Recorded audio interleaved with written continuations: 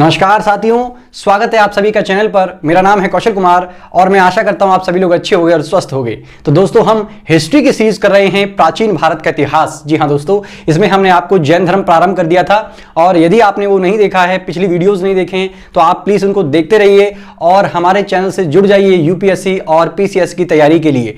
तो दोस्तों, बहुत अच्छा कंटेंट आपको प्रोवाइड करवाने वाले हैं। इससे बियॉन्ड आपको पढ़ने की आवश्यकता शायद ही पड़ेगी और आपको कुछ फॉलो करना है तो सिर्फ एनसीईआरटीज को फॉलो करना। तो चलिए, हम आपको जैन धर्म के बारे में बता चुके थे और आगे बात करते हैं आपका किसका, जैन धर्म में त्रिरत्न।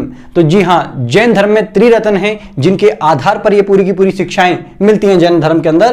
क्या है आपका, साम्यक दर्शन, साम्यक ज्ञान और साम्यक आचरण। साम्यक का मतलब क्या होता है हमारा, जानना, कि हमको दर्शन को जानना है, ज्ञान को जानना है, सत्य की खोज में निकलना है और उसके बाद हमको किस प्रकार से आचरण व्यवहार करना है। ये पूरा का पूरा आपका ये त्रिरत्न के अंदर आपको बता रखा है। इस पर कई बार क्वेश्चन आ चुका है कि जैन धर्म के जो त्रिरत्न है वो क्या है। तो ध्यान रखिएगा, दर्शन, ज्ञान और आचरण, ये त्रिरत्न हमारे कहलाते हैं। इसके बाद अगर हम बात करेंगे तो पंच महाव्रत। जी हां, जैन धर्म के अंदर पंच महाव्रत हैं जिसमें हमारा क्या है, अहिंसा, सत्यव्रत, असत्य, अपरिग्रह और आपका ब्रह्मचर्य। जी हां, तो ये अहिंसा क्या है, तो आपको पता है कि किसी के साथ झगड़ा, लड़ाई ये सब नहीं करनी है क्योंकि जैन धर्म इन चीजों से परहेज करता है। तो ध्यान रखिएगा, वो हिंसा में बिलीव नहीं करता है, तो आपको किसी प्रकार का हिंसा नहीं करनी है, दया दिखानी, दूसरे के प्रति प्रेम भाव दिखाना है। दूसरी बात हमारा क्या है, सत्य व्रत पर आधारित है कि आपको हमेशा सच बोलना चाहिए। इस ओर आपका इशारा करता है जैन धर्म। और तीसरी बात है आपका क्या, असत्य। ध्यान रखिए, असत्य नहीं, असत्य, ठीक है ना, एक ही मात्रा लगी हुई है। तो इसका मतलब होता है चोरी ना करना। ध्यान रखिएगा, इस शब्द को अगर वो पूछ लेते हैं पार्टिकुलरली तो इसका मतलब है कि आपको चोरी नहीं करनी है। और चौथा वर्ड आता है आपका अपरिग्रह। अपरिग्रह का मतलब है कि आपको धन संपत्ति जो भी है उसको संचित या संजो के रखना या जोड़ के रखने की कोई आवश्यकता नहीं है, क्योंकि जैन धर्म के अंदर जो है भिक्षा पर आधारित ये धर्म है। तो भिक्षा मांगते हैं, भिक्षु होते हैं और एक तरीके से उसी के आधार पर ये अपना भरण पोषण करते हैं, काम करते। तो एक तरीके से उनको लगता नहीं है, जरूरत नहीं है कि इस संसार में आपको किसी भी ऐसी चीज के साथ जुड़कर रहने की जिससे आपका मोह मतलब इस संसार से बंधा रहे। तो आपको बता रखा है कि धन वगैरह संचित करने की आवश्यकता नहीं है। और एक बताया गया आपका क्या, ब्रह्मचर्य। ब्रह्मचर्य क्या है, मतलब आपकी जितनी भी आपकी ज्ञानेंद्रियां हैं, उन ज्ञानेंद्रियां या जितनी भी इंद्रियां हैं उनको आपको क्या करना है, अपने वश में करना है। जैसे कि आपका क्या है, प्रमुख रूप से 5 इंद्रियां हैं, आप 5 सेंस हैं हमारे, तो इन 5 के 5 सेंस या इंद्रियों को आपको कंट्रोल में करना होगा। आपको पता है ना, जैसे आपका क्या, आंखें, ये भी एक हमारा क्या है, इंद्रियां हैं। जैसे कि आपका आंखें मतलब अच्छी चीजें देखें, है ना, बुरी चीजें आप क्यों ही देखो, है ना। और दूसरी बात यह कि आपका एक मुंह यानी कि जुबान जो है, ये जो टंग है, ये जीवा क्या लेना चाहती है, ये स्वाद लेना चाहती है। तो इसको बचाव करना है, परहेज करना है, क्योंकि इससे क्या होगा, आप एक तरीके से कर्म कांडों में बंधते हो। एक आपका जो सुगंध है यानी कि नाक भी एक तरीके से सेंस है, ये सूंघने का काम करती है। स्किन है आपकी, ये क्या करती है, ये महसूस करने का काम करती है।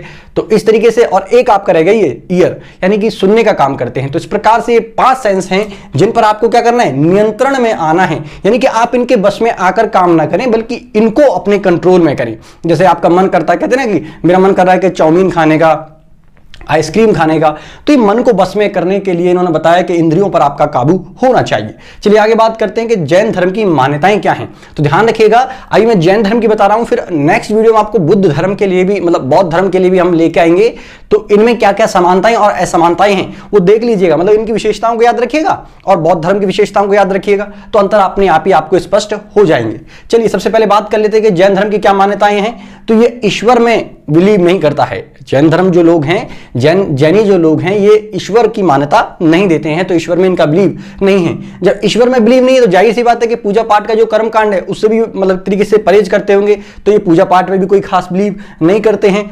और पुनर्जन्म में इनका विश्वास है। और पुनर्जन्म का सबसे बड़ा कारण ये क्या मानते हैं कि आत्मा जो है ना वो पुनर्जन्म का सबसे बड़ा कारण है। तो ध्यान रखिएगा, तो ये आपका बताते हैं कि पुनर्जन्म में इनका विश्वास है। दूसरा, इनका एक पवित्र ग्रंथ है जिसको आगम ग्रंथ भी कहते हैं। हालांकि इनके कई सारे ग्रंथ हैं, लेकिन जो सबसे पवित्र ग्रंथ माना जाता है वो क्या है, आगम ग्रंथ, ठीक है, जैन धर्म का। और महावीर स्वामी का निर्माण। जी हां, महावीर स्वामी मतलब वही जो मैंने बताया था कि 24वें तीर्थंकर थे, जो आपका मुख्य रूप से जैन धर्म के संस्थापक भी माने जाते हैं वास्तविक रूप से। तो इनकी मृत्यु, जी हां, जैन धर्म और बौद्ध धर्म में जब मृत्यु होती है ना, तो उस मृत्यु होने की प्रक्रिया को क्या कहते हैं, निर्वाण कहते हैं। क्या कहते हैं, निर्वाण। ऐसे ही मैंने बताया था कैवल्य, ज्ञान प्राप्ति की अवस्था को क्या कहते हैं, कैवल्य कहते हैं जैन अवस्था, जैन धर्म में। और ऐसे ही जब इनकी मृत्यु होती है तो उसको क्या कहते हैं, निर्वाण हो जाना। तो कब हुई थी निर्वाण, 468 बीसी पूर्व, ठीक है ना, बीसी में मतलब ईसा पूर्व में, बिहार के कहां पर, पावापुर में। पावापुर मतलब राजगीर के अंदर या राजगृह के अंदर, ठीक है ना। कितने वर्ष की अवस्था में, पूछा गया सवाल है, 72 साल की अवस्था में इनका निर्वाण हुआ था या इनकी मृत्यु हुई थी। इनके दो बड़े शिष्य थे जो प्रमुख शिष्य माने जाते हैं, एक तो माना जाता है आपका भद्रबाहु और एक आपका स्थूलबाहु, ठीक है। ध्यान रखिएगा ये आपके दो इनके शिष्य थे। इसमें से जो आपका ये भद्रबाहु थे, ये मौर्य काल में अकाल पड़ा था, वहां पर एक तरीके से सूखा पड़ गया था और मतलब उत्पादन नहीं हुआ था अन्न वगैरह का, तो अकाल पड़ रहा था उस समय पर। तो अकाल पड़ा जब, तो भद्रबाहु कहां, मौर्य काल में अकाल पड़ने के कारण कहां हो गए, ये कर्नाटक को चले गए थे अपने अन्य अनुयायियों के साथ। कहां चले गए थे, कर्नाटक। और साथ में उस समय पर जो चंद्रगुप्त मौर्य थे ये भी इस धर्म में बिलीव करते थे, तो इनके साथ ये भी चंद्रगुप्त मौर्य भी हमारे चले गए थे। तो चंद्रगुप्त मौर्य की मृत्यु कहां पर हुई थी, कर्नाटक के श्रावणबेल गोला के अंदर, ठीक है ना। ये प्रश्न पूछा गया है तो प्लीज इसको थोड़ा सा ध्यान रखिएगा। और अगर हम आगे बात करेंगे तो आप देखिएगा, जब भद्रबाहु मतलब यहां से वापस आए, मतलब वापस कहां, मगध के लिए वापस आए थे, तो स्थूलबाहु जो उनके दूसरे शिष्य थे महावीर जैन के, ठीक है ना, महावीर स्वामी के जो दूसरे शिष्य थे स्थूलबाहु, इनसे इनकी नहीं बनी, तो इन आपस में विवाद हो गया। और जब विवाद हो गया तो फिर जैन धर्म की दो शाखाएं हमारी विभाजित होगी। ऐसा माना जाता है कि जैन धर्म का सबसे बड़ी जो यहां पर आलोचना की जाती है आलोचकों के द्वारा, ये सबसे बड़ी कमी मानी जाती है कि एक तरीके से क्या हो गया, यहां पर आलोचना की गई थी कि इसमें खुद में विभाजन हो गया। तो समझ रहे हो, संसार को क्या सिखाएंगे, है ना, ऐसे करके मतलब आलोचक कहते हैं, मैं नहीं कह रहा हूं, ठीक है। आगे बात करते हैं तो हमारा भद्रबाहु के द्वारा दिगंबर, जी हां, भद्रबाहु के द्वारा एक जैन धर्म की एक शाखा विकसित की गई। नाम क्या है इसका, दिगंबर मतलब जो आपका निवस्त्र रहते हैं, जिनको आप नंगे बाबा के रूप में भी जानते हैं, या वो जैनी बाबा ही होते हैं हमारे, वो वस्त्र धारण नहीं करते, क्योंकि उनकी ऐसी मान्यता है कि हम संसार में जब आए हैं तो निवस्त्र आए हैं ना, तो वस्त्र धारण करने की परंपरा उनमें नहीं है। लेकिन जो स्थूलबाहु थे, इन्होंने अलग शाखा का विकास किया। ये भी हमारा जैन धर्म की एक शाखा है जिसको श्वेतांबर कहते हैं। क्या कहते हैं, हमारा श्वेतांबर कहते हैं। श्वेतांबर मतलब एक तरीके से वस्त्र धारण करते हैं, सफेद कलर के, है ना, व्हाइट कलर के ये वस्त्र पहनते हैं, इस बात को ध्यान रखिएगा। तो जैन धर्म की दो शाखाएं, वो पूछ लेगा, एक तो श्वेतांबर और एक आपका दिगंबर, तो ध्यान रखिएगा इस चीज को। फिर स्थूलबाहु ने पहली जैन परिषद मतलब बैठक आयोजित करी, कब, 300 बीसी के अंदर, पाटलिपुत्र के अंदर, ठीक है ना। इसके बाद दूसरी जो परिषद थी ये बहुत बाद में हुई है, यानी कि छठी एडी में हुई है। ये आपका ध्यान रखिएगा, एडी मतलब छठी शताब्दी के अंतर्गत बल्लवी में, बल्लवी मतलब गुजरात के अंदर। और किसके जो अध्यक्षता करी थी, किसने करी थी, देवारधी श्रवण ने, ठीक है ना, सॉरी क्षमा श्रवण ने। आगे बात करेंगे तो मथुरा जैनियों का एक प्रमुख तीर्थ स्थल है। तो आप जाएंगे जब मथुरा घूमने, तो मथुरा के अंदर भी आपको कई सारे तीर्थ स्थल मिलेंगे जो जैनियों से या जैन धर्म से संबंधित हैं। आगे बात कर लेते हैं, देखिए जरा फास्ट। तो खजुराहो का मंदिर आपने सुना है, खजुराहो यानी कि मध्य प्रदेश के अंदर खजुराहो का जैन मंदिर है, जिसको किसने बनवाया था, चंदेल वंश के राजाओं ने बनवाया था। तो ध्यान रखिएगा, सवाल पूछा गया है। आगे बात करते तो कर्नाटक में बाहुबली मंदिर, जी हां, बाहुबली मंदिर किसने, ये भी एक आपका जैन तीर्थकों से संबंधित है और जैन धर्म से ही संबंधित है, ये जैन मंदिर है। चलिए आगे बात करते हैं। श्वेतांबर स्त्री की मोक्ष पर समर्थन नहीं करते हैं। तो याद रखिएगा, जो आपका श्वेतांबर हैं वो कभी ये मानते नहीं है कि स्त्रियों को भी क्या मिल सकती है, मोक्ष मिल सकती है। जबकि जो दिगंबर हैं, सॉरी माय मिस्टेक, श्वेतांबर ये बिलीव करते हैं कि स्त्रियों को मोक्ष मिल सकता है, जबकि आपका दिगंबर बिलीव नहीं करते हैं कि स्त्रियों को मोक्ष मिल सकता है। अब मैंने आपको पहले भी बताया था कि मोक्ष का मतलब होता है कि ये जो जीवन और मरण की प्रक्रिया है ये बंद हो जाए पूरी तरीके से। तो इसमें जो आपका ये श्वेतांबर हैं ये कहते हैं कि स्त्रियों को मोक्ष मिल सकता है, लेकिन जो दिगंबर हैं वो बिलीव नहीं करते हैं। कैसे, दिगंबर लोगों का मानना है कि स्त्रियों को मोक्ष मिलता ही नहीं है, जबकि श्वेतांबर कैटेगरी वाले हैं या फिर जो क्या बोलते हैं उनकी जो शाखा है, ये जैन लोग ये मानते हैं कि स्त्रियों को भी मोक्ष मिल सकता है। कैसे कि जितने भी उन्होंने ये महापंचव्रत बताए हैं, त्रिरत्न बताए हैं, इनका प्रयोग करें वो स्त्रियां, और स्त्रियां ऐसे अच्छे कर्म करेंगी तो फिर उनको क्या होगा, अगला जन्म पुरुष का मिलेगा, और पुरुष का जन्म मिलने के बाद क्या होगा, फिर ये दोबारा से अच्छे कर्म करेंगी तो फिर इनको मोक्ष की प्राप्ति हो सकती है। तो इस तरीके से दोहरी धारा लगा दी गई। तो एक तरीके से देखा जाए तो ये भी एक तरीके से विभेद वाला मामला यहां पर आ जाता है।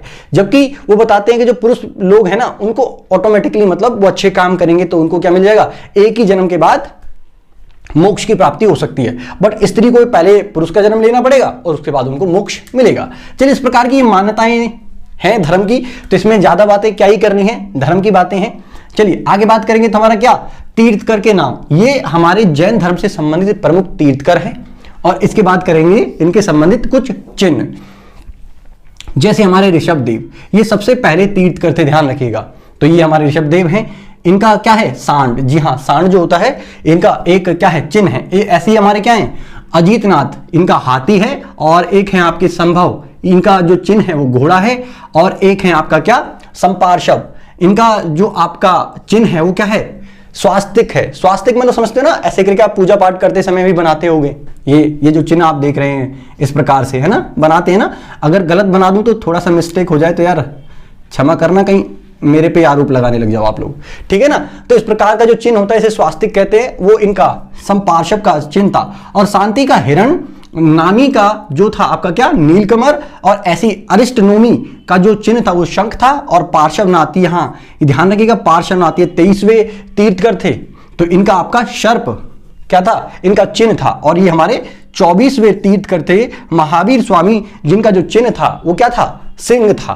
तो ध्यान रखिएगा, ये हमारे ऐसे करके जोड़ी बनाने के प्रश्न में भी पूछे गए हैं, तो आप ध्यान रखिएगा प्लीज इनको। तो ये इस तरीके से हमारा जैन धर्म के बारे में काफी सारी जानकारियां और पूरी जानकारी समाप्त होती हैं। तो ये जैन धर्म अगर आपको समझ में आया है तो प्लीज यार वीडियो को लाइक करो, चैनल को सब्सक्राइब करो, अपने दोस्तों को वीडियो को प्लीज शेयर करा करो, ताकि हम आपके लिए कंटेंट और भी बेटर लेके आए, ताकि हमको मोटिवेशन मिलता रहे, ठीक है ना। क्योंकि अगर आप लाइक शेयर सब्सक्राइब नहीं करेंगे ना तो हमारा मोटिवेशन यार डाउन होता है। तो मोटिवेट करने के लिए सारी चीजें करते रहिए। और आपका कोई सुझाव है तो प्लीज कमेंट बॉक्स के अंदर जरूर आप बताया करो। और कोई नया सब्जेक्ट हमको स्टार्ट करना है या कुछ सुधार भी हम कर सकते हैं तो प्लीज यार एडवाइस करा करो। चलिए मिलते हैं आपको नेक्स्ट वीडियो में, तब तक के लिए थैंक यू। जय हिंद, जय भारत।